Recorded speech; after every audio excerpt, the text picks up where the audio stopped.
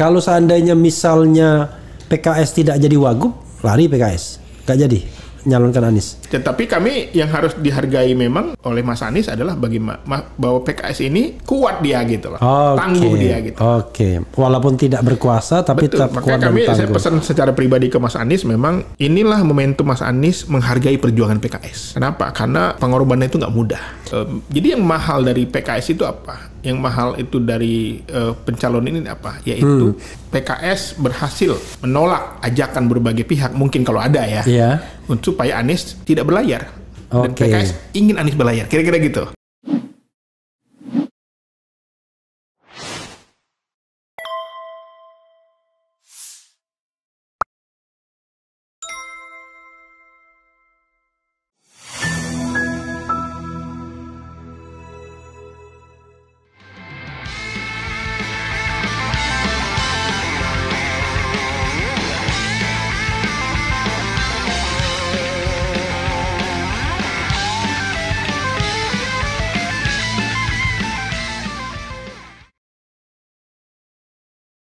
Warahmatullahi wabarakatuh, sobat RH sekalian, jumpa lagi kita di channel yang keren ini.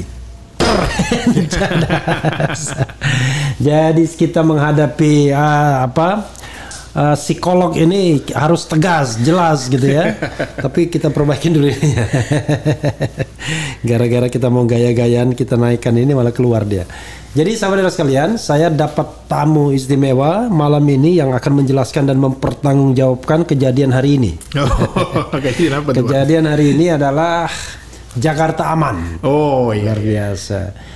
Muhammad Iqbal yang juga calon wali kota Padang. Amin. Amin ya. Emang sudah ada ini. Sudah PSK. Amin. Assalamualaikum warahmatullahi wabarakatuh dulu. Assalamualaikum warahmatullahi wabarakatuh.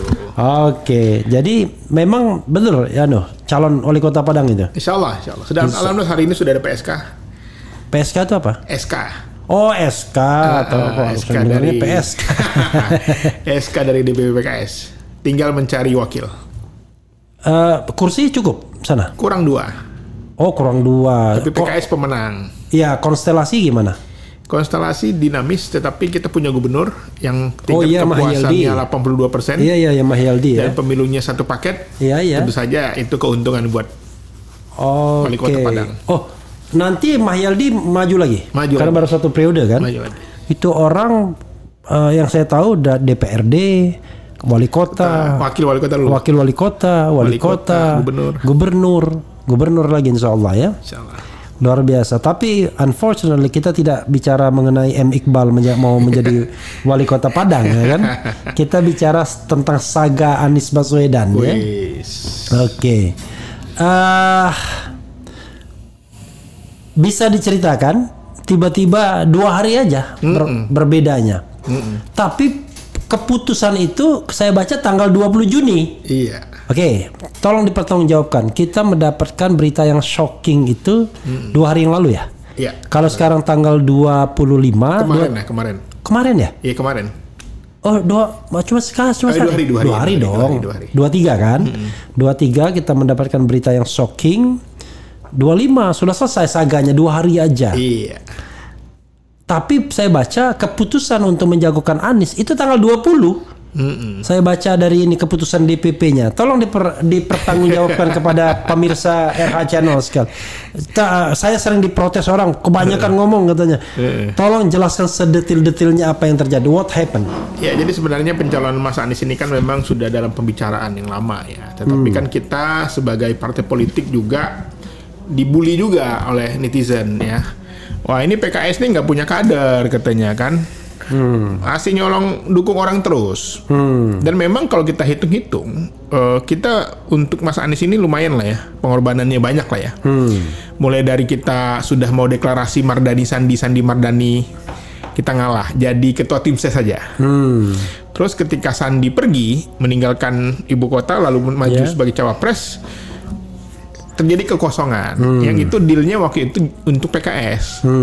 Tetapi tidak juga. Karena tidak berhasil terus sidang paripurnanya kan? Iya, artinya begitu diajukan PKS diganggu terus lah. Iya. Dan yang ketiga, ketika capres kemarin juga PKS punya kader-kader potensial, tapi kita juga logo juga. Dan pimpinan berpikir ini adalah momentum sebagai partai pemenang pemilu di Jakarta dengan 18 kursi. Sebagai ketua DPRD-nya PKS kali ini, tentu saja kader-kader menginginkan dong bahwa adalah kader atau tokoh PKS ini yang bisa berlayar di Jakarta. Oke. Dan momentumnya tepat sebenarnya. Sebenarnya pembicaraan untuk mengusung kembali Mas Anies itu sudah panjang. Tetapi karena kita belum bertemu dengan pimpinan-pimpinan partai, makanya kita naikkan dulu Sohibul Iman sebagai calon gubernur. Setelah bertemu dengan Pak Surya Paloh dan ada kesepakatan dan deal, kita dukung Anies Sohibul, disingkat dengan Anies Sohibul Iman, disingkat dengan Aman. Aman Jakarta. Oh, Jakarta aman. Jakarta aman atau aman Jakarta? Jakarta aman. Jakarta aman ya. Jadi kesimpulannya yang sudah pasti adalah PKS dan Nasdem. PKB? PKB sudah statement mendukung, tetapi masih usulan dari DPW ke DPP-nya. Sedang menunggu Caimin pulang haji mungkin ya, karena Caimin lagi haji, itu kan usulan dari DPW PKB Jakarta. Yeah. Saya kira kalau PKB saya kira kuat untuk mendukung Mas Anies. Jadi kalau ini terjadi, tentu saja koalisi perubahan masih solid dalam konteks Jakarta. Oke, Anda kelihatan berbinar-binar karena dicalonkan menjadi wali kota Padang atau karena Anies maju dengan PKS ya? Iya, dua-duanya kali ya. Dua-duanya ya, dua-duanya. Jadi saudara sekalian silakan kalau mau bertanya dan mengklarifikasi ya, karena kita bikin konten auto ngamuk ke pendukung Anies kan, tapi rupanya dikerjain betul sama PKS. Oke. Ada banyak pertanyaan ya, tentu. Tapi saya mau tanya teknis dulu ya sebelum yang substantif. Keputusan untuk kembali menjagokan Anies untuk konteks Pilkada DKI, kembali itu kan konteksnya bisa 2017, bisa Pilpres kemarin. Betul. Itu kapan dicapai? Ya, kira pemikiran dari pimpinan adalah salah satunya adalah bahwa kita sepakat bahwa Mas Anies ini tokoh nasional. Dan dia harus menyala. Kalau dia tidak memiliki... Menyala, bukan mengalah ya, menyala. Dia harus menyala. Kenapa? Kalau dia tidak menyala, tidak memiliki panggung, maka dia akan tenggelam. Jadi maka pimpinan bersepakat bahwa bagaimanapun Mas Anies ini tokoh nasional yang tentu saja harus kita jaga ritmenya. Harus kita tetap beri kesempatan dia untuk bisa memiliki panggung politik. Kalau tidak, prediksi kami ini bisa tenggelam. Karena dia tidak punya momentum. Dia nggak punya lagi cara untuk bisa meningkatkan brandingnya, personal brandingnya. Dan Gubernur DKI adalah salah satu panggung yang sangat mungkin. Pertama, beliau sebagai incumbent. Yang kedua, ibu kota.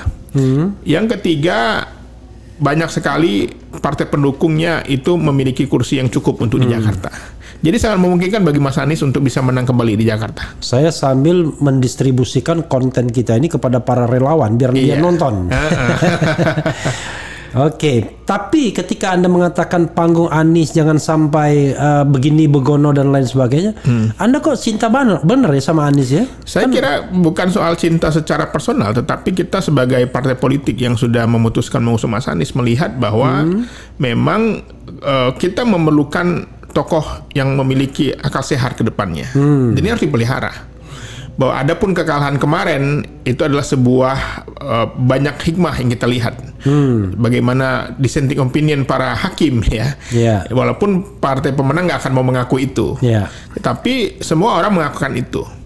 Jadi kesempatan ini saya kira adalah momentum bagi Mas Anies. Kita kasih kesempatan lagi untuk bisa menjaga Jakarta, merawat Indonesia. Tetapi kami juga sebagai partai politik berkeinginan agar kali ini giliran kader PKS yang mendampingi. Kemarin ketika di Pilpres ada PKB Caimin, ya. Kami logo. Dan mungkin kami berharap juga pada kali ini teman-teman PKB juga siap untuk mendukung pasangan Jakarta Aman ini. Gitu. Karena sekarang posisinya kan nggak susah ya. PKS hanya butuh 4 saja. 4 saja. Dan 4 itu bisa dipenuhi semua partai yang lolos parliamentary threshold. Betul. Ya. Oke, kalau jadi ini memang skenario PKS ya, memunculkan Sohibul Iman sebagai calon gubernur Untuk apa? Ya saya kira memang gini, karena Pak Mas Anies secara pribadi belum declare juga, kita kan sebagai partai politik juga harus siap. Iya. Artinya bisa jadi di tengah jalan ada yang berupaya menjegal, atau bisa jadi di tengah jalan dibujuk rayu, ya kan udahlah jadi menteri aja kan. Dan kita nggak punya persiapan, makanya kami sejak awal memasang stand bahwa calon kami Sohibul Iman. Dan ternyata setelah berkomunikasi dengan Pak Surya Paloh ketika kita naikkan itu, kata udah kita Anies aja. Jadi muncullah skenario Anies Sohibul Iman. Dengan singkatan aman. Makanya kemudian kata Surya Paloh nanti juga berubah ya kan? Ternyata berubah benar.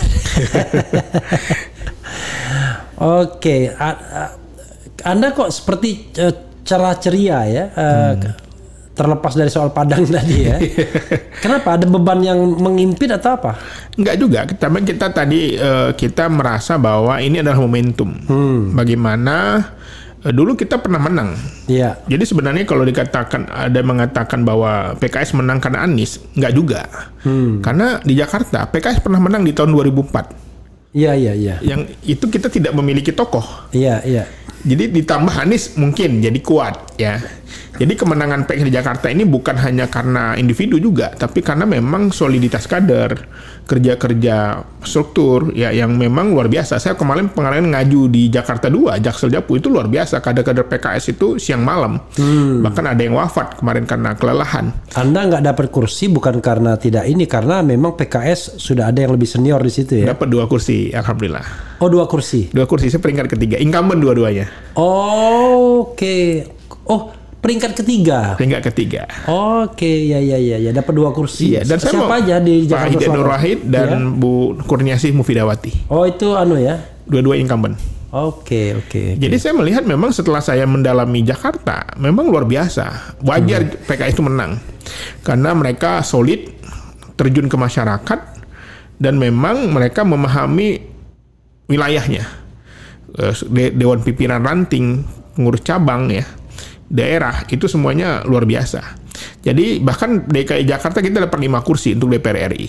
Ini mungkin perolehan yang luar biasa signifikan. Jakarta Timur 2 kursi, Jakarta Selatan Pusat dan Luar Negeri 2 kursi, dan Jakarta Barat dan Utara 1 kursi. Ini yang memang tadi berapa kursi jadinya? 5 kursi untuk DPR RI. Dan untuk ini 18 kursi 18 untuk DPRD. Kursi. Untuk maju hanya perlu 22 kursi, kurang 4. 5 kursi itu dari berapa kursi sebelumnya? Tetap konsisten. Pemenang. Saya kok malah berpikir ya, faktor Anies effect kok nggak banyak di PKS dibandingkan PKB sama Nasdem ya? Ya karena Anda sekarang dapat 53 kursi ya? 53 jangan lupa ada penambahan kursi juga kan di DPR kan? Iya. Nasdem tambah 10, PKB tambah 10. Iya. PKS cuma 3. Di Jakarta PKS tambah 2. Iya. PKB tambah 5, Nasdem tambah berapa? Saya nggak tahu. Ada signifikan dapat pimpinan. Artinya kan bukan Anies effect kan nggak banyak pengaruhnya sebenarnya. Ya tapi memang kalau kita lihat survei, kita nggak bisa nafikan bahwa memang PKS dan Anies ini saling menguntungkan lah ya, mutualisme lah ya. PKS tanpa jadi memang PKS ini memang partai kader gitu loh. Sejak awal saya katakan bahwa kita 2004 nggak punya Anies. Ya, tokoh ada tapi tidak punya Anies, tapi kita menang juga. Gitu. Artinya bahwa kemenangan PKS Jakarta memang banyak faktor, termasuk Anies mungkin kita nggak bisa menafikan juga. Tapi juga kita nggak bisa menafikan memang soliditas struktur PKS di Jakarta ini yang memang kuat, dan memang rata-rata kita menang di daerah-daerah rasional, pemilih rasional, pemilih-pemilih kritis. Jakarta pemilih rasional, di Sumatera Barat pemilih rasional juga. Yang kritis. Intinya yang tidak rasional nggak mungkin PKS menang gitu ya? Bukan tidak mungkin, tapi memang pragmatisme politik itu yang berat. Ya kadang-kadang banyak tadi godaan-godaan sirup tadi ya. Jadi kita bangga. Saya nulis kemarin di media sosial saya, alhamdulillah saya dapat suara 38.800 sekian gitu, tanpa sirup. Tanpa sirup. Siraman rupiah. Luar biasa. Bukan siraman rohani ya, tanpa siroh ya, tapi ini siraman rupiah. Tapi besok-besok bukan lagi siraman rupiah ya. Siraman apa? Saya didu siraman Indonesia dolar. Side yes. Oh, saya inginkan dolar ya, Said itu. Saya inginkan dolar. Iya, Said. Saya inginkan dolar. Gitu. Oke, biar objektif ya, kita bacakan komentar sobat Era sekalian. Ada yang bilang kemarin di blog dan lain sebagainya ya. Tapi sebelumnya saya mau tanya begini. Kalau kita bicara mengenai semua faktor ya, maka satu-satunya yang bisa mengalahkan Anies sepertinya cuma gentong babi saja. Saya suka sekali ngomong gentong babi, ya nggak, pork barrel politik itu. Sejauh mana penilaian Anda terhadap itu? Karena kalau dilihat elektabilitas dan lain sebagainya, rasanya nggak banyak berubah lagi. Anies narasi jago, pengalaman ada di situ, apalagi yang kurangnya ya. Bagaimana? Ya, saya kira memang untuk pilkada memang sedikit berbeda sama pilpres. Saya melihat bahwa banyak faktor ya. Pertama, calon, siapa lawannya. Dalam politik misalnya kalau lawannya itu berbeda usia, maka isunya identitas kan, tua muda. Kalau laki-laki perempuan misalnya gender. Kalau beda agama, isu beda agama ya kan. Jadi memang politik identitas itu biasanya akan muncul. Gentong babi juga memang sangat rawan ya, bagaimana program-program pemerintah itu digunakan untuk dikapitalisasi untuk kemenangan penguasa. Tapi pertanyaannya siapa dulu yang maju? Kalau yang maju itu memang orang yang sangat kuat pengaruhnya atau ada hubungan darah, mungkin bisa jadi itu terjadi. Tapi kalau yang didukung itu misalnya juga berbeda partai dengan penguasa ataupun dia tidak memiliki kepentingan politik di situ, ini menjadi tidak terlalu signifikan dampaknya. Dan yang ketiga, di Jakarta pilkada itu semua mata akan terbuka lebar, nggak kayak kemarin pilek rusuh. Semua orang mementingkan dirinya, mementingkan partainya, mementingkan individunya, keluarganya. Jadi nggak kelihatan tuh pergerakan orang-orang yang curang tadi. Tiba-tiba simsalabim. Kalau pilkada semua mata akan melihat, termasuk mungkin dunia internasional. Maka sangat rawan. Tapi kan ini pilkada serentak. Iya, tapi serentak, tapi Jakarta kan hanya ada satu. Nah, maksudnya gini, biasanya kan pengamat Jakarta ini kan sok-sokan kan semuanya. Semua daerah ingin di ini kan. Televisi juga begitu kan. Menang daerah sini, menang daerah situ. Lalu pengamatnya dari Jakarta semua. Jadi saya kira nanti Jakarta akan jadi sentral. Makanya siapa yang bermain di Jakarta dengan curang itu akan sangat mudah terlihat, disorot. Kenapa? Pilkadanya cuma satu. Berbeda misalnya di Sumatera Barat tadi ada 19 misalnya. Di daerah lain ada mungkin 12, mungkin ada 15 yang serentak. Berbeda. Saya selalu berpikir bahwa Anda kecurangan itu hanya kafah kalau yang melakukannya aparat. Karena kalau yang melakukannya partai politik pesaing, mudah sekali dipatahkan kan?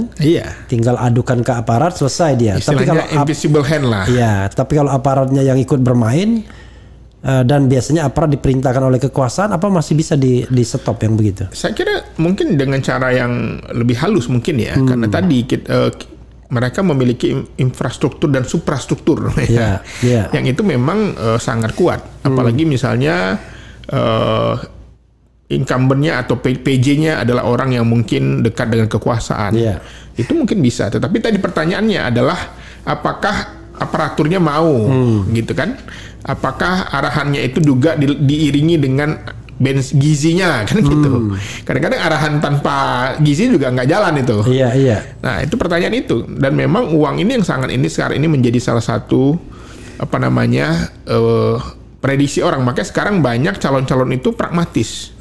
Pragmatisnya gini, survei kita rendah, udah deh kita dukung aja atau kita wakil aja. Karena traumatis dengan pilek kemarin. Jadi uang habis, badan benjol-benjol katanya, kira-kira gitu. Jadi menurut Anda misalnya, sekarang Anies Sohibul Iman ya kan, ada dua tantangan kan. Tantangan pertama adalah tantangan mengajak partai-partai yang bisa diajak. Tantangan kedua tentu ya mengalahkan lawan potensial ya. Menurut Anda, tadi kan Anda kan mention Nasdem ya. Partai lain yang potensial diajak, partai mana lagi? Saya kira sangat mungkin PKB. Ya, karena PKB kan ketika kita memberikan statement Anies mau didukung itu harus jadi kader atau wakil dari PKS. PKB jawabnya adalah kami dukung wakil dari PKS saja daripada Anies masuk PKS. Iya iya. Enggak, dia bilang dukung Anies asal jangan jadi kader PKS. Iya. Gitu ya. Artinya kan dia setuju. Bukan begitu. Dukung Sohibul Iman jadi wakil Anies. Asal Anies tidak masuk PKS. Oke. Jadi kader PKS. Kalau PDI jadi nih misalnya kan, PDI juga kan tertarik dengan Anies. Faktor PDI gimana? Saya kira cukup signifikan juga pengaruhnya karena memang. Nggak, maksud saya ketertarikan untuk masuk itu kan kalau kita lihat kanan semua kan ibaratnya. Anies kanan di persepsi. Iya. PKS ya kanan gitu. Iya. Dan memang banyak pengamat yang memprediksi bahwa ini pasangan yang kanan-kanan nih. Iya. Saya kira memang tergantung juga lawannya siapa. Kalau lawannya misalnya impor dari provinsi lain misalnya kan tentu saja nggak mudah. Karena waktu hanya 4-5 bulan lagi, dia perlu branding lagi, ya kan. Kemudian yang kedua, berbeda kalau Anies ini bukan incumbent. Kalau dia pendatang baru mungkin itu jadi masalah. Tapi kalau karena dia sudah tahu Jakarta, ya bayangin dulu RT RW itu dulu adalah bagian dari jejaringnya gitu ya. Itu masih punya ikatan emosional. Yang ketiga, Anies ini mendapat poin bagus dari kelompok minoritas.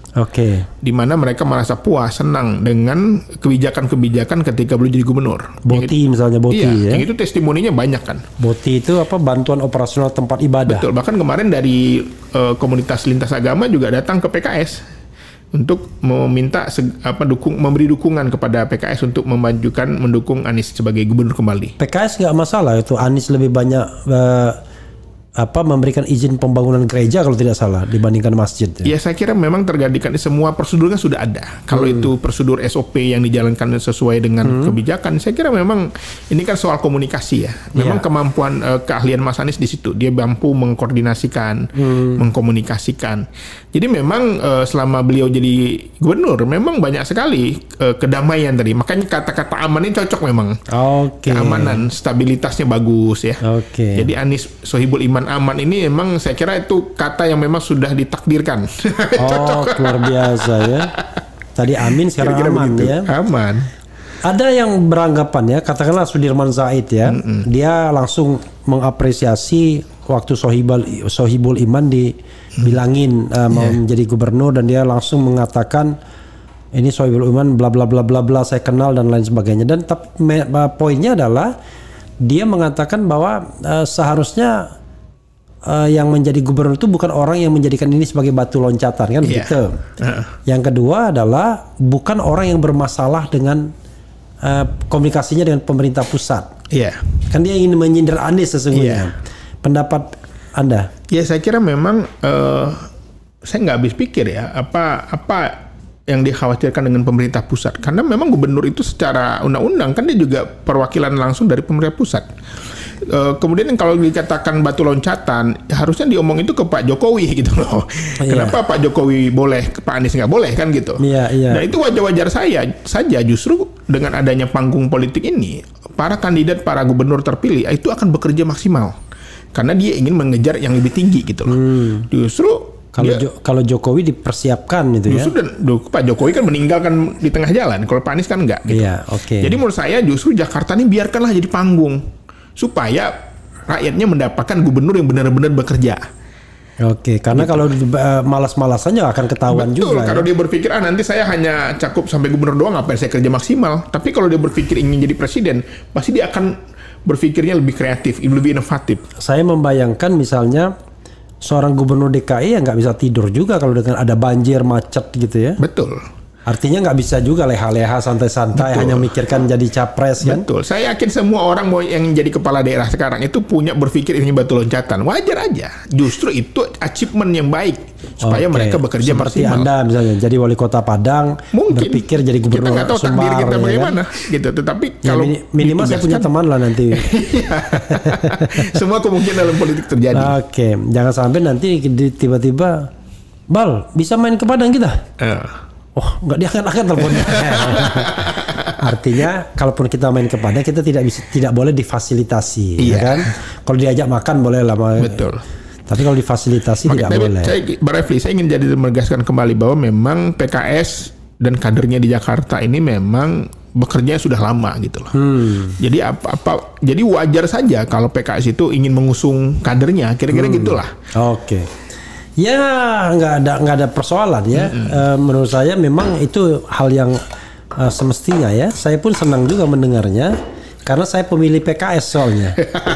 Begitu PKS bilang Sohibul Iman saja, wah saya marah itu. Tapi makanya saya bilang ini mau jadi dalang atau mau jadi wayang gitu kan? Gitu.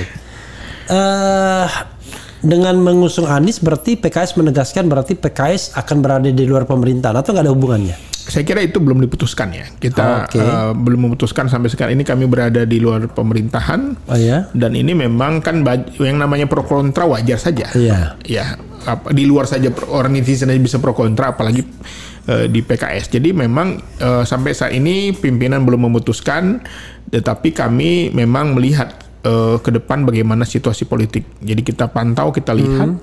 Tapi memang kita melihat di dalam politik tentu saja oposisi itu perlu. Iya, iya. Tapi kan ada orang juga nyindir, wah kalau puasa jangan kelamaan katanya, nanti kena diabetes katanya. Oke. Kalau puasa jangan kelamaan kena diabetes. Ya makanya saya juga bingung. Oh, kalau berkuasa. Berkuasa. Makanya saya nggak habis pikir juga kenapa orang menganggap berkuasa itu dapat gula-gula gitu ya, apanya gitu loh. Padahal, ya karena sistem politiknya begitu kan? Iya, padahal tadi PKS itu berada di dalam dan luar sudah biasa, udah pernah merasakan. Iya, iya. Bahkan ketika berada di dalam pun kita kena musibah juga gitu loh, ada ujian juga gitu kan. Ujian apa? Ya operasi politik segala macam. Iya, gitu. Iya. Tetapi justru berada di luar kita aman-aman aja gitu loh. Iya, jadi nggak menjamin juga berada di dalam itu akan aman kan gitu loh, kira-kira gitu. Iya. Di dalam malah bisa dikerjain juga ya. Iya, jadi karena memang pada dasarnya orang takut sama PKS. Betul. Jadi memang kita melihat memang ini pimpinan sangat berhati-hati sekali dalam mengambil keputusan kebijakan ini. Di masa lalu ya, PKS sering menjadi the common enemy bagi partai-partai di Jakarta ya. Dulu kita ingat pernah dikeroyok rame-rame kan waktu zaman Adang Dani kan. Iya. Hal yang sama nggak mungkin terjadi ya? Saya kira kalau kita punya tokoh yang kuat seperti sekarang ini, pasangan Aman ini saya kira itu aman. Ya? Aman. Karena kan biasanya orang menjegal itu pertama memborong partai misalnya kan, itu sulit lah ya kan. Atau mengkriminalisasi gitu kan. Nah, itu kan berat lah. Nah, ini instrumen-instrumen itu saya lihat sudah lewat lah. Fasenya sudah mendekati, jadi saya kira tinggal komunikasi politik lah antara Mas Anies dengan penguasa untuk bagaimana ke depan membawa Jakarta ini. Kalau memang jangan-jangan bisa jadi penguasa yang mendukung juga, udahlah kita dukung aja gitu kan. Karena tadi orang trauma dengan pilek itu, bertempur habis-habisan, kalah tuh sakit. Gitu. Saya ingin sebelum membacakan ini ya soal pesaing ya.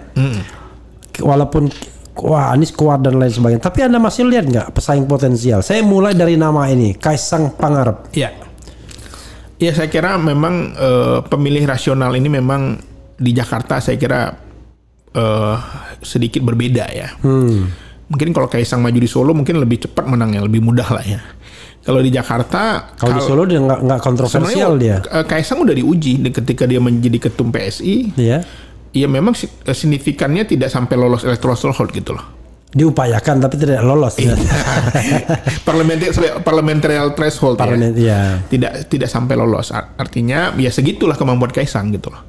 Mungkin apalagi kalau untuk Jakarta. Mungkin bukan begitu karena uangnya banyak untuk pilpres. Padahal dengan uang yang besar kan sebenarnya kan. Jadi kalau Gibran mungkin diuntungkan dengan pernah jadi wali kota gitu. Jadi orang mungkin adalah argumentasinya, dia kan pernah wali kota, ada pengalaman gitu. Kalau Kaisang kan belum. Jadi memang saya melihat kalau Kaisang ya dia perlu menggandeng tokoh senior yang kuat, mungkin jadi wakil bisa. Misalnya? Ya mungkin sekarang lagi ramai isu dengan RK ya. Dan lain-lain. Nama berikut ini jadi akhirnya Ridwan Kamil itu menurut Anda masuk Jakarta atau enggak? Kami senang kalau Ridwan Kamil masuk Jakarta. Why? Karena Pak Anies dan masyarakat Jakarta akan mendapatkan pemimpin yang sama-sama memiliki kekuatan yang sama, yang ada perlawanan lah.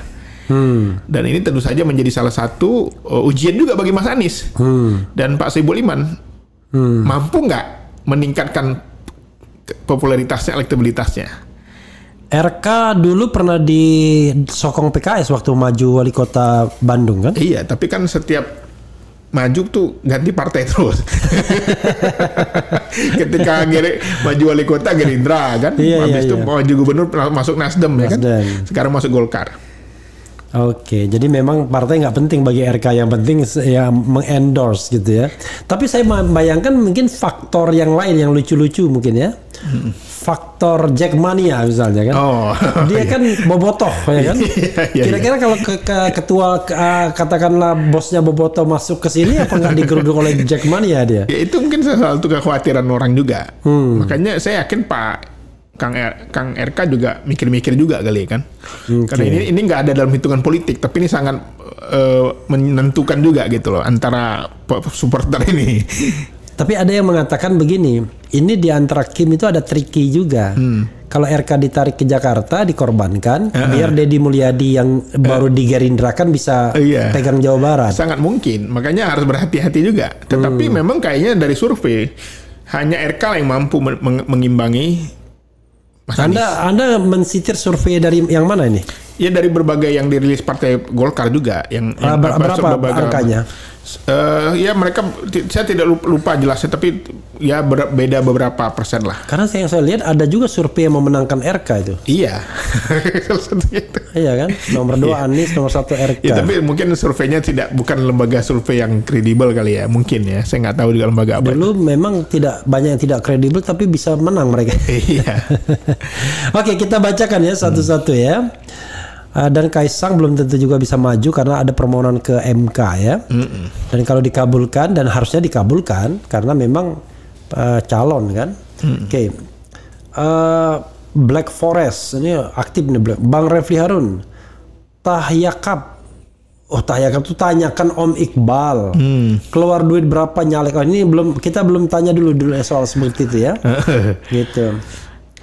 Saya lebih cocok Anies Andika Perkasa mewakili banyak ceruk pemilih Bung RH. Ini soal ceruk nanti bicarakan lagi ya. Iya. Kemudian saya kemarin komentar mengungkapkan kekecewaan kepada PKS di IG. Kenapa saya diblokir? Jadi tidak bisa komen lagi, dan ada banyak juga yang protes diblokir. Yang blokir tuh maksudnya IG siapa? Nggak tahu, ini komennya di mana itu? Akun siapa? Komennya, soalnya kalau IG saya nggak aktif. Jadi kalau ada yang blokir jangan-jangan staff saya, nggak mungkin lah, karena saya nggak aktif IG saya ya. Saya pernah IG saya 80 ribuan gara-gara memuat Habib Rizik, Habib Bahar diblokir, di ban sudah. Nah, kemudian saya bikin lagi tapi nggak aktif ya, cuma 13 ribuan ya, tapi nggak aktif. Saya tidak tahu di Genora di mana dia komentar ya.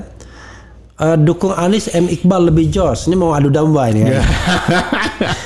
Kim, Anda komentari soal Ceruk Pasar dan Andika Perkasa tadi. Ya, saya kira memang ada yang bilang tidak hanya itu, tapi PDIP itu ada juga yang juga kuat. Anies, Rano Karno dia bilang ya kan. Ya, tapi lagi-lagi lagi-lagi posisinya adalah bahwa kami ingin mengambil momentum itu aja. Saya kira kalau teman-teman PDIP memang tulus mendukung Mas Anies, saya kira memang dukung aja. Itu nanti akan lebih enak gitu lah. Karena selagi solidaritas partai-partai yang dianggap menjadi korban gitu kan. Sekarang saya tanya ya, kalau seandainya misalnya PKS tidak jadi wagub, lari PKS, nggak jadi nyalonkan Anies. Ya, nanti kita akan pertimbangkan. Tapi itu pembicaraan udah selesai lah sih. Udah selesai ya, karena jangan berandai-andai lagi. Berandai-andai lagi. Oke. Kita cari lagi ya pertanyaannya. PKS koalisi segera dengan PDIP, harapannya begitu ya. Sekarang pertanyaan, coba kalau Anda menganalisis posisi dari PDIP. Menurut Anda kan pilihannya 3. Maju dengan kader sendiri, bergabung dengan Kim penguasa lah, geng penguasa, atau bergabung dengan geng Anies PKS. Menurut Anda apa langkah PDIP ke depan? Saya nggak bisa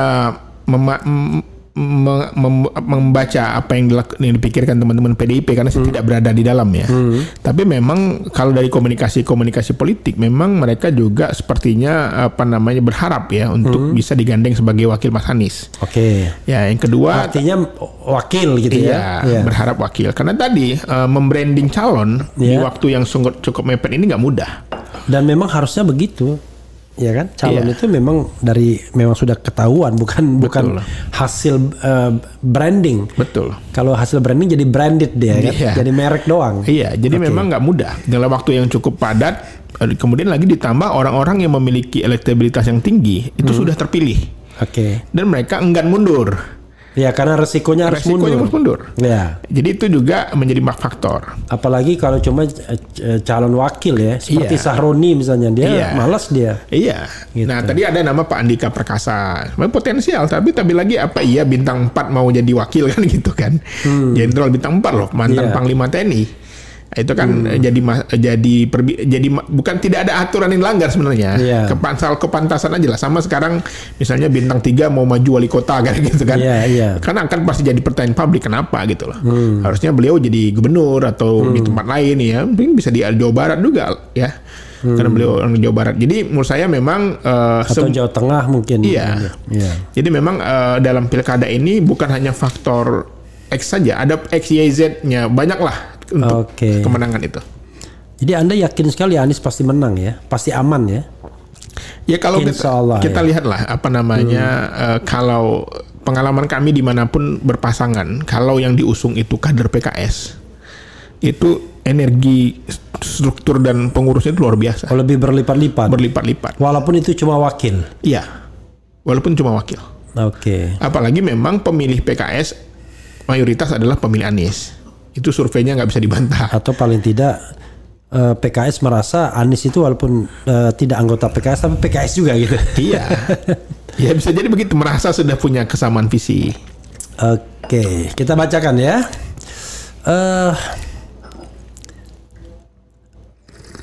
Kemarin aku udah mau lari meninggalkan PKS, tapi sore ini aku balik lagi dukung PKS. Hahaha, capek dah ya. Anda kena prank berarti ya. Bener kan kataku, PKS kemarin cuma cek ombak. Alhamdulillah kembali ke relnya. Nggak nyangka juga secepat ini. Yang penting Jakarta sama dengan aman ya. Tinggal PKS harus mampu guide PDIP, maka auto menang. Sejauh mana signifikansi untuk menggait PDIP, karena gini, masa itu kan ada masa tengah kiri juga dong, tidak hanya masa tengah kanan. Betul. Ya, gimana? Ya saya kira memang ini kan komunikasi masih berjalan ya. Saya kira last minute nanti pasti akan ada keputusan. Tetapi lagi-lagi memang kami selaku calon yang akan bertanding itu sudah akan melakukan komunikasi dengan banyak pihak. Karena dalam konteks Pilkada Jakarta memang lagi-lagi nggak mudah. Bukan hanya calonnya ya, tapi juga dukungan partainya. Apa iya partai itu mau dukung si X, si Z gitu kan? Itu nggak mudah, mendapatkan 22 kursi itu nggak mudah. Nah ini kan memang sekarang mereka sedang memikir-mikir langkah-langkahnya, kita dukung siapa. Saya meyakini memang ke depan nih kalau surveinya tinggi, saya kan partai-partai akan mendekat semua. Seperti di Sumatera Barat sekarang ya, Buya Mayildi itu kepuasannya 82%. Jadi sekarang lebih tinggi dari Jokowi dong. Iya. Jokowi kan 70%. Dan sekarang partai-partai saya pengen jadi wakil semua. Gitu loh.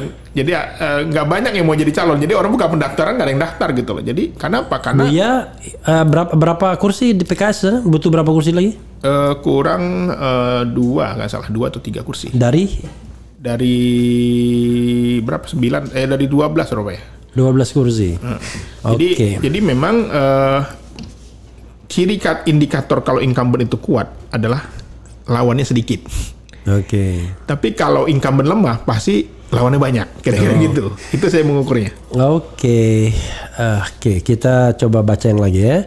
Saya pencinta Anies, rela pulang kampung dari Cilengsi ke Jember demi nyoblos PKS DPRD Provinsi, DPRD Kabupaten, DPR RI. Jangan sampai PKS mengecewakan kami dengan tidak mengusung Anies Gubernur dan Presiden 2029. Luar biasa ya. PDIP mesti diikut kalau mau menang telak ya. Ya menang tuh bisa telak bisa enggak tuh nggak penting, yang penting menang ya. Satu suara pun menang ya. Alhamdulillah akhirnya PKS dengan Abah Anies ya. Mudah-mudahan dari Jakarta lingkaran oligarki diputus dan jangan dibiarkan berkembang. One question ya. Ini one issue lagi adalah seyakin mana tadi kan kita bilang gentong babi melalui program pemerintah. Bagaimana kalau duit oligarki? Banyak di Jakarta semua kan oligarki itu. Ya, memang saya kira sangat mungkin akan adanya persekongkolan dalam kutip ya, akan adanya upaya-upaya. Jadi yang mahal dari PKS itu apa? Yang mahal itu dari pencalon ini apa? Yaitu PKS berhasil menolak ajakan berbagai pihak, mungkin kalau ada ya, untuk supaya Anies tidak berlayar. Dan PKS ingin Anies berlayar, kira-kira gitu. Memang betul itu ya, isu bahwa ada diajak biar Anies tidak berlayar itu. Ya saya kira informal saya nggak tahu, tetapi ada saja orang-orang yang ngajak ketemu, ngajak bicara begini begitu, datang mengatasnamakan orang gitu ya. Tapi kita secara pribadi nggak yakin juga mengatasnamakan the demit ya. Ya kan. Tetapi kami yang harus dihargai memang oleh Mas Anies adalah bahwa PKS ini kuat dia gitu loh. Tangguh dia gitu. Walaupun tidak berkuasa tapi tetap kuat dan tangguh. Saya pesan secara pribadi ke Mas Anies, memang inilah momentum Mas Anies menghargai perjuangan PKS. Kenapa? Karena pengorbanannya itu nggak mudah. Artinya kalau misalnya Anies kekeh tetap di PKS, tetap aja akan ada partnernya gitu ya. Betul. Even partnernya Kaisang gitu. Bisa jadi. Kacau. Kalau Kaisang itu namanya justru ujian itu kontradiksi interminis itu ya. Jadi menurut saya sekarang Pak Anies jangan lagi mau dibujuk rayu lagi, karena ini partai yang paling setianya sudah loyal gitu loh. Iya. Kan kita khawatir juga nanti tengah jalan, wah ini ada rayuan gede nih kan, bisa aja jadi. Ya kalau partai yang paling setia pasti loyal, masa? Iya. Pas pernyataannya nggak tepat. Partai yang paling setia pun loyal. Mestinya partai yang paling tidak setia pun loyal. Iya. Jadi yang mahal itu adalah bagi PKS mau Anies berlayar gitu aja. Itu yang mahal ya sebagai pemenang di Jakarta ya. Iya. Luar biasa ini. Usul nama koalisi PKS, PKB, PDIP jika terjadi, dan insya Allah koalisi bersatu untuk perubahan dan perbaikan. Digabung-gabung ya. Itu nantilah visi dan misi aja itu mungkin ya. Kemudian lanjutkan koalisi ini untuk Pilkada Banten, Jabar, Jateng dan Sumut, kalahkan dinasti. Saya tidak bertanya untuk itu ya, karena kita konsentrasinya Jakarta dulu lah ya. Kata Idrus Marham ini, menjegal Anies itu adalah salah satu strategi itu. Ya, ada upaya untuk menjegal Anies. Ya saya nggak tahu secara langsung, saya nggak pernah dengar, tapi mungkin ada saja orang-orang yang tadi menghembuskan ya, mengajak ketemu, mengatakan A, B, C, biasa lah ya, adu domba lah ya dalam politik ya. Tetapi itu ini orang nggak jelas lah gitu ya, sumbernya nggak jelas ya. Memang kalau ada utusan memang harus tidak boleh diperjelas. Kalau diperjelas kan ketahuan jadinya. Edi Al-Ghifari, alangkah bahagianya saya setelah PKS kembali mengusung Pak Anies. Alhamdulillah ya. Sebagai warga Bandung, Jawa Barat, dukung penuh Ustadz Ahmad Syaiqo kembali maju Pilgub Jabar. Gaskan. Mantap. Memang ada rencana ya? Saya kira untuk Jawa Barat belum diputuskan ya. Cuman memang Pak Syaiqo masuk dalam nominasi lah, surveinya bagus. Karena beliau kan sama RK kemarin nggak jauh beda. Nah, bayangin surveinya sangat rendah, tapi bisa hampir menang. Nah itulah kekuatan PKS di situ, mesin. Mesin. Jadi Ahmad Heriawan dulu betul-betul mesin partai. Mesin partai, last minute. Nah sekarang pertanyaannya adalah, konon katanya RK paling dikjaya di sana, nggak ada yang ngalahin kalau dari sisi survei, jauh katanya. Yang terdekat Deddy Mulyadi. Ini PKS rencana maju sendiri atau ada jadi wakil juga? Ya masih dalam pengkajian oleh tim ya. Jadi di PKS itu ada namanya TPI, tim penilai independen. Di situ ada bapilunya, di situ ada wilayahnya ya. Kita sedang mengkaji, belum memutuskan untuk bukannya TPI itu tim penilai independen untuk jadi komisaris tuh. Yang ketuai wakil presiden katanya dulu ya. Kalau nggak tahu sekarang masih ada nggak. Kita baca lagi ya. Insya Allah menang Pak Anies Sohibul Iman, Bang Refli, Jakarta menghendaki ya. Mudah-mudahan. Pemilih cerdas yang dipilih rekam jejak. Cerdas stop dinasti gemblung opotumon. Apa maksudnya ini? Kenapa kok tidak? Nah ini penting. Kenapa kok tidak Pak Mardhani Alisera Bang? Soalnya Pak Mardhani kelihatannya lebih populer dan sering tampil di publik di TV daripada Pak Sohibul Iman. Ya, ini saya kira sudah dikaji oleh tim ya, oleh pimpinan. Yang diputuskan adalah Pak Sohibul Iman. Oke, mungkin lebih senior ya? Ya, senior, mantan presiden partai dan punya prestasi. Oke. Dan beliau kan sama-sama Pak Anies pernah jadi rektor di Parmadina. Oh gitu juga ya? Iya, sebelum Pak Anies itu rektornya Pak Sohibul Iman. Oke, itulah susahnya PKS ya. Intelek, tapi selalu orang memandangnya tradisional gitu ya. Padahal pendidikannya barat juga Dari jangan-jangan. Jepang. S1, S2, S3 Jepang. Oh S3 juga dia? Jepang. Beliau dulu seorang ASN di tenaga nuklir ya. Iya. Batan, kemudian sempat akhirnya menjadi rektor di Universitas Parmadina. Kemudian maju DPR RI terpilih di Dapil Jakarta 2. Jadi wakil ketua DPR RI, PAW, di tengah jalan waktu itu, ketika Pak Anies Mata jadi presiden PKS. Iya. Kemudian sekarang terpilih lagi di Dapil di Tasikmalaya, di kampung halaman beliau. Saya sampai lupa ya ada nama Anies Mata di situ ya. Karena yang saya ingat begitu nanya Anies Mata, saya cuma ingatnya Gelora aja gitu, dan bukan PKS rasanya. Oh rupanya ada ya orang, PKS namanya Anies Mata itu, lupa saya. Dulu ya. Oke, berarti Sohibul Iman ini teknokrat juga berarti teknokrat. Beliau memang mahasiswa berprestasi sejak SMA. Siswa Jadi teladan. Nanti tolong Sohibul Iman disuruh ke sini ya. Oh siap. Kita pengen apa istilahnya, ngobrol-ngobrol, omon-omon ya, gitu. Ada Dano Al Malik, PKS Balilo nggak dukung Anies, saya keluar dari PKS. Sohibul sekarang anggota DPR nggak? Terpilih kembali. Oh terpilih kembali di Dapil? Di Jabar, di Tasikmalaya. Oke. Penggantinya bukan M. Iqbal nggak ya? Bukan. Saya beda Dapil ya. Kalau satu Dapil kan lumayan tuh, gitu. Apalagi nih ya, saya kira hati-hati tidak ada yang berkoalisi dengan PKS, Anies jadi gagal. Ada nggak Anda berpikir nggak itu? Tiba-tiba nggak ada orang yang mau berkoalisi dengan PKS? Ya, kita kan ambil keputusan ini setelah berkomunikasi dengan Bang Surya Paloh ya, pimpinan kita. Artinya sudah ACC, silakan, dan beliau juga sangat mengapresiasi dengan nama Pak Sohibul Iman ini.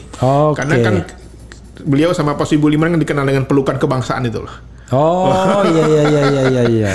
Jadi sudah kenal dekat, baik. Dan dia tim 8 juga waktu itu ya? Iya, tim 8. Dan beliau mengakui Pak Sohibul ini orang yang cerdas, yang pantas lah ya, dari segi keilmuan. Ya karena susahnya memang tokoh-tokoh PKS low profile, modal gede tapi nggak mau ditunjukkan. Iya, itu dia. Partai lain modal kecil tapi ditunjukkan, ya kan? Itu ada pantunnya tuh Bang. Apa? Yang kayak gitu tadi. Apa?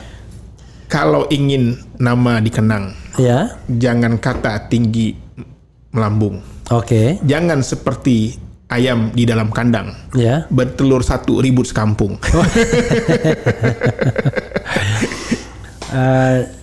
Jangan seperti telur di kandang, ayam di kandang, bertelur satu ribut sekampung. Itu menggambar ada orang kerjanya dikit, ngomongnya banyak. Iya. Saya bisa jawab itu, ya kan? Gimana bantunnya?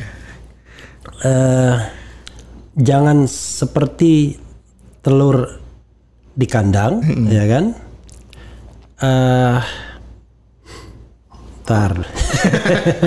Mana mungkin tuh? Ntar. Tadi biasanya gitu. Itu tuh. Jangan seperti telur di kandang, ayam di kandang. Jangan seperti ayam di kandang, bertelur satu ribut sekampung. Ribut sekampung. Iya. Ya lebih baik kita berdendang ya. Ini untuk memanfaatkan aji mumpung.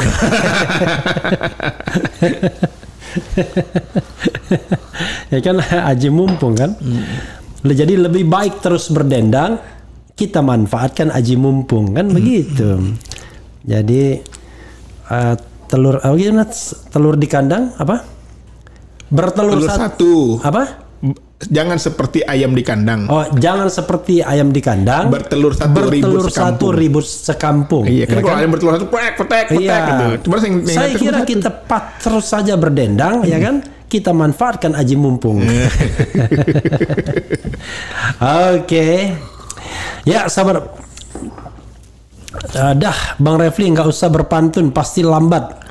Ya gimana kita ngarang on the spot. Nggak seperti Sekjen PKS.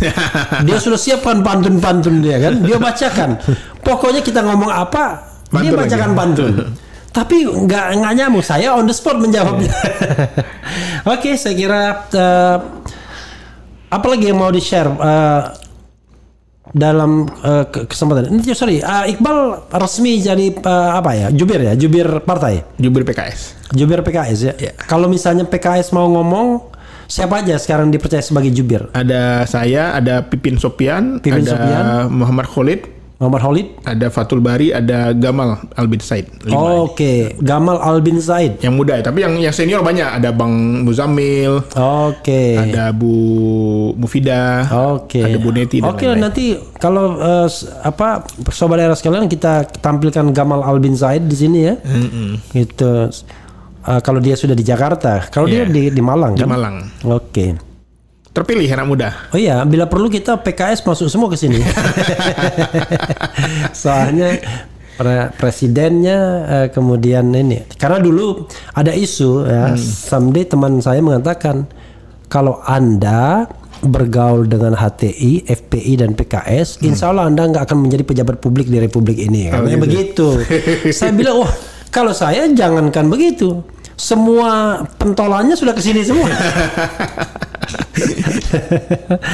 Oke, closing statement. Baik, Bro Iqbal ke sana. Terima kasih Bang Refli ya. Saya kira teman-teman sekalian hari ini sudah terjawab apa yang dikhawatirkan. Sebenarnya dalam politik itu sangat dinamis. Tetapi PKS memang partai kader. Kami punya tanggung jawab moral bagaimana keberlanjutan partai ini ke depan. Salah satunya adalah dengan penokohan, dengan memunculkan calon-calon terbaik kami. Dan hari ini kami sudah mendeklarasikan Pak Sohibul Iman, bukan orang sembarangan loh, PhD dari Jepang, seorang ahli teknik elektro engineering, dan S3-nya tentang kebijakan teknologi.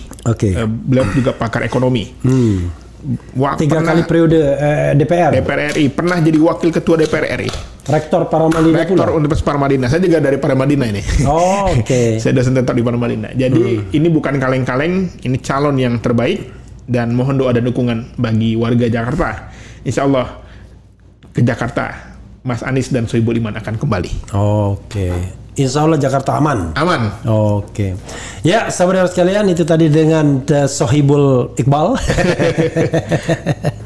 Kita akan bertemu lagi di Jakarta dan mungkin juga di Kota Padang. Wassalamualaikum warahmatullahi wabarakatuh. Keren.